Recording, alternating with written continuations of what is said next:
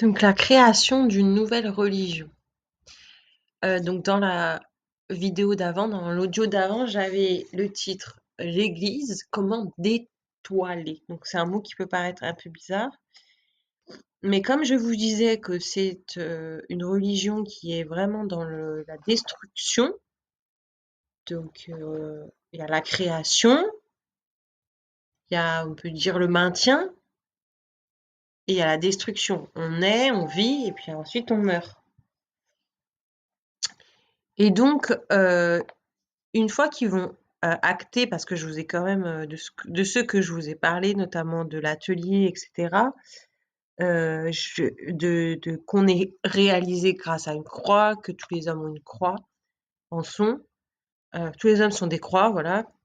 Je vous parle quand même beaucoup de la création, et pourtant je vous ai dit que c'est pas une religion de création, c'est pas une religion brahmanique.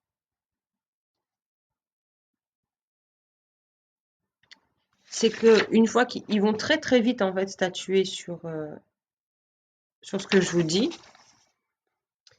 Ils vont être très, très vite tous d'accord avec ça et avec, l'envergure que ça prend, parce que du coup, ça fait grandir un petit peu, leur cercle. Mais du coup, ils vont se poser la question: «Si on veut mourir, alors comment on fait?» Puisque donc d'après Dieu et l'atelier, que notre géniteur, c'est la croix et qu'on est des croix. Donc maintenant, ils vont se poser, c'est ce que j'ai mis, la question du, d'étoilage, et je dirais que c'est presque ça qui va faire comme la création d'une grande religion, qui va vraiment acter. Peut-être qu'avant, ils auraient pu élaborer un sorte de new chiisme, et que là, non, en effet, on rentre bien dans la chrétienté, parce que c'est une grande religion qui a beaucoup d'adeptes.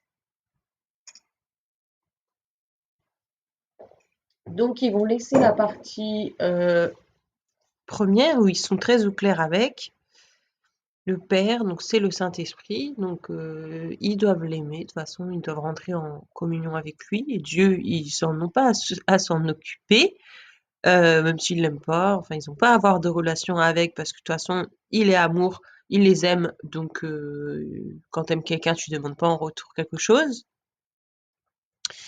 La croix, c'est elle qui les a créés, mais maintenant, imagine, donc ils se disent, hein, ils se mettent comme ça dans la place, parce qu'il faut voir qu'à ce moment-là, ils se posaient des questions pour créer quelque chose, c'est pas tombé du ciel. Ils se disaient, tiens, et si, et si, et si, pour pouvoir justement sortir aussi de ce cycle un peu. C'était un peu, je pense qu'ils étaient un peu dans un mauvais cycle, ou une mauvaise phase du cycle, euh, où il y avait cette folie un peu du déclin. Ils étaient dans ce cycle-là, et du coup, ben, ils avaient envie de passer à autre chose, et pas passer à autre chose, ça passe par créer une nouvelle religion. Donc, pour créer une nouvelle religion, il faut que ce soit validé. On peut pas le faire comme ça, donc il faut réfléchir. Et plus elle est bien créée, déjà, plus vous allez avoir de moyens, mais surtout, plus vous allez avoir une vie riche, puisque après, ça crée des temples, et c'est les temples après qui créent, par exemple, des villes, des maisons, tout vient après du temple. Donc, c'est hyper important de la préciser. Donc, ils vont se demander, on appelle ça le casus, le mouvement inverse, dans quel sens, quand je veux mourir, comment on décroisse, comment on enlève alors, comment ça fait quand on revient dans l'atelier? Est-ce qu'on y revient sous forme d'allégorie? Est-ce qu'on y revient carné? Est-ce qu'on n'y revient pas? Qu'est-ce que c'est ce mouvement? Et donc, quand l'artiste détruit sa toile, ils expliquent que c'est une adoption filiale. C'est ce qu'ils appellent la double création. Ça veut dire qu'il a été créé, il a créé sa toile, et quand il la détoile, oui, il l'a détruit, mais il l'a créé en même temps. C'est pour ça que c'est dans le troisième cycle, c'est une œuvre destructrice. Donc c'est la double création, ce qui donnera plus tard la double étoile en double pyramide de David. Et c'est ce qu'on appelle l'adoption filiale. Et l'adoption filiale, ça veut dire aussi que c'est Dieu qui nous rachète.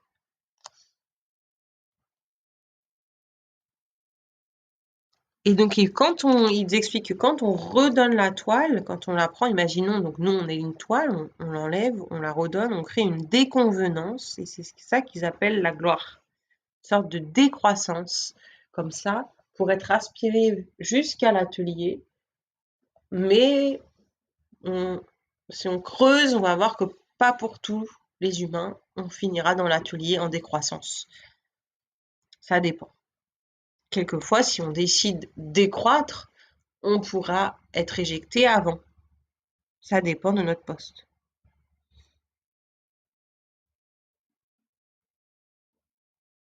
Donc, il se posait la question, vous faites une croix en bois, et d'ailleurs, c'est un exercice qu'il faisait, vous faites une croix en bois et vous la dématérialisez totalement. Qu'est-ce qui reste? Et comme je voyais dans un reportage sur le Pakistan et les musiciens il n'y a pas longtemps, Blue Hindu, un truc comme ça, euh, il expliquait qu'il mettait un jour, une semaine, je sais plus, un jour ou une semaine, à créer la structure de l'instrument. Et du coup, je me suis dit, d'accord, donc après, le reste du temps, c'est le son qui doit créer. Eh ben, c'est la même chose. Donc, la question, c'est, vous faites une croix en bois et vous la dématérialisez totalement. Qu'est-ce qui reste? Eh ben, le son. Donc, le son de la croix, c'est ce que eux appellent le sa premier. Ça, le sa de la première note, le sa premier, primal.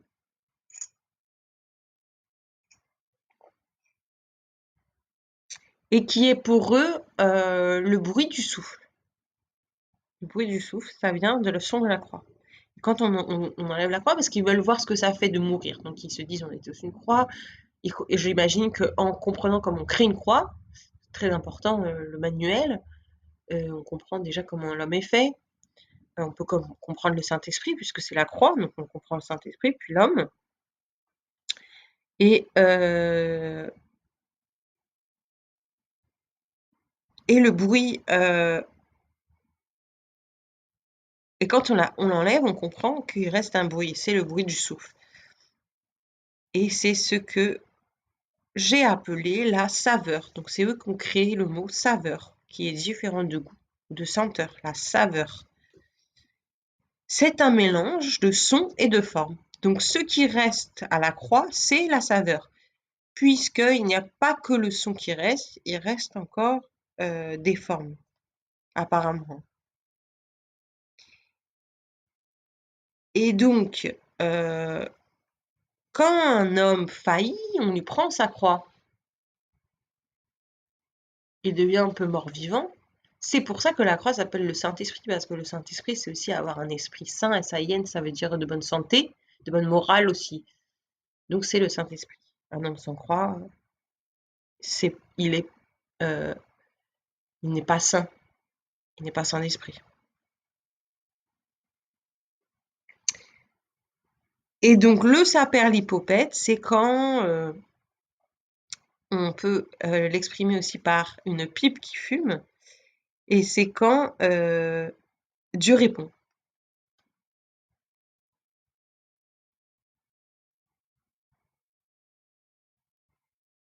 Et donc après on demande, et pour enlever la saveur, donc fond-forme, son-forme, fond-forme, ils appellent ça embitumer, donc quand on enlève la saveur, et ils doivent prier l'esprit du sel, continuum, de quitter le corps, de ce qu'ils appellent la salamandre, pour redonner au Père céleste le Tout-Puissant, Saint-Esprit, le sel de la vie. Ensuite, ils expliquent il vous reste le royaume et le charma, la manne à rediviser chez tous les prophètes. Donc en fait, ensuite, ils disent qu'il reste une substance et qu'ils la redonnent. Ils doivent la redonner à tous les prophètes. Ensuite, redonnez à Dieu votre dû et changez d'interface.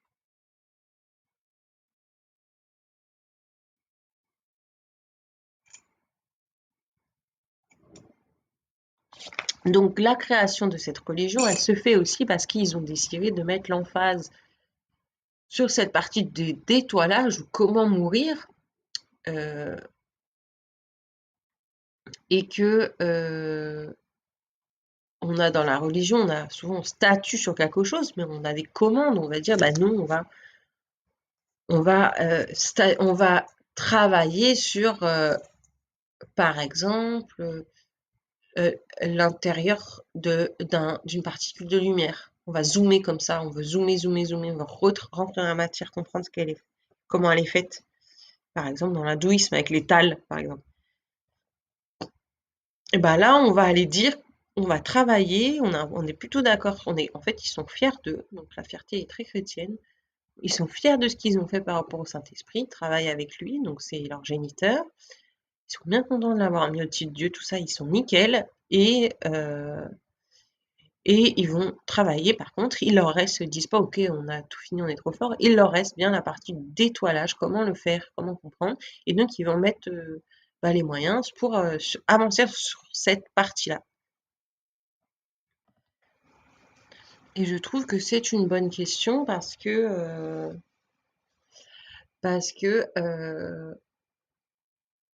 en effet, quand on apprend à faire quelque chose, je pense à l'art, je pense à la cuisine aussi, qu'on doit servir de matériel. Surtout au début, quand on apprend, normalement, on n'a pas fini tant qu'on n'a pas nettoyé hein, l'endroit où on a fait le gâteau, où on a fait de la peinture.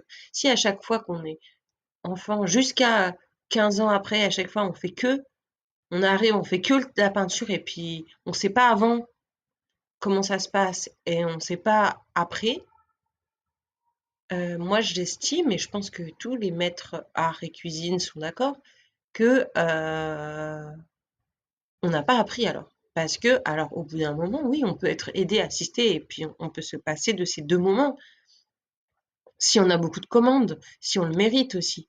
Mais apprendre à installer, ok, généralement ça, les gens le font, ensuite ils font la recette, ils font le tableau, puis après, ça y est, ils ont à peine fini, ça y est, ils sont fatigués, hop, ils laissent. Puis c'est toujours à quelqu'un d'aller ranger. Eh ben, je trouve que c'est déjà des personnes un peu égoïstes parce que généralement, moi je me dis toujours, si ça me saoule de le faire, alors ça doit saouler quelqu'un d'autre, autant que je le fasse, du coup. Parce que j'ai pas envie de donner ma, ma mauvaise chance à quelqu'un. Donc s'il y a des gens qui sont vraiment l'esprit si léger que ça, qui peuvent partir sans ranger, bah tant mieux pour eux, mais moi ça me fait pas du tout cet effet-là. Donc du coup, moi je range toujours, fais toujours tout et j'essaye généralement au maximum que je peux de faire tout du long. C'est-à-dire que entre-temps, je vais pas faire prendre 2 jours de congé et puis bien sûr, si quelqu'un le range entre-temps, bah fallait pas, j'allais le faire. Voilà, je suis pas du tout pour cette partie-là. Donc non, moi généralement, surtout quand je débute, même si je suis fatiguée, même si c'est difficile après avoir travaillé de ranger les pinceaux, le truc et qu'on a la tête qui tourne, bah je le fais quand même parce qu'en plus on apprend plein de choses quand on nettoie et que sinon on n'est pas allé au bout de l'exercice. On n'a pas fini.